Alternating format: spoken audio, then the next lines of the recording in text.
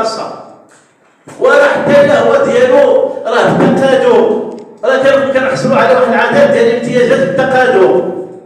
كتسالك الدوله 200 مليون 400 بطريقه غير مباشره.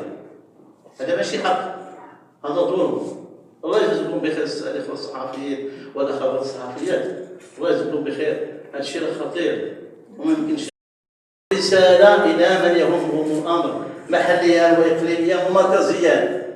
الحمد لله الا كاين شي محاباه راه ما خصها تكون، باش نقولها ناقصه صريحه. شموا شي حاجه تجارها 30 تاجر 40 تاجر راه كيفكروا من الصباح حتى العشيه. هذا هو همهم، ما بقاو كيبيعوا ما كيشريوش، ما عندهم اللي ربما بعض الصحفيين ما عارفين المنطقه فين جايه بالضبط. السي الرئيس ورينا المنطقه فين كتواجد هذه المناطق. الاخوه الصحفيين والاخوات الصحفيات في المحكمه عندنا الانذارات بالكراء، عندنا الانذارات بالزياده، عندنا كل شيء هنايا. هادشي كله حقه كيديه. وان ذاك ملك عمومي، نهار شريناه ملك عمومي، ما كاين حتى شي حاجه، ما كاين حوايج لا والو. غادي ندوز على الاثباتات، كاين عده اثباتات تثبت بانها هذاك ملك عمومي. هذا الجواب هذا كان في 12 يوليو 2000 تحضر جميع المصالح الى اخره. ضروره ارجاع الحاله اذا ما كانت تعريف سابقا من طرف صاحب المطعم، اعاده النظر في الترخيص.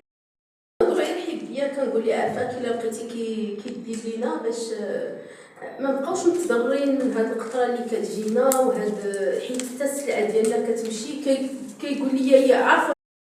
على يعني هنا كنسول واش ما التجأتوش للسلطات القضائيه ولا كتقلبوا على المؤسسات في هذا الاطار الحزبي؟ شكرا. هدف تجاري.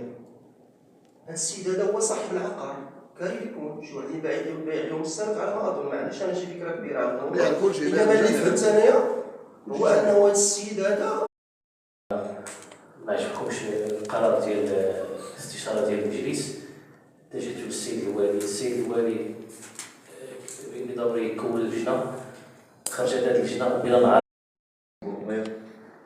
استقبلنا مزيان ودار معنا، مشينا على اثر ديك المراسله. دابا ندخلوا شي باش باش نخلصوا القضيه ديال مول راسو ولا يعمر يعرف شي ربما ما عملش بغا، هو الهدف كيعرفو هو، ولكن لقى شويه السهوله مع الناس المسؤولين على الملك العمومي، لقى عندهم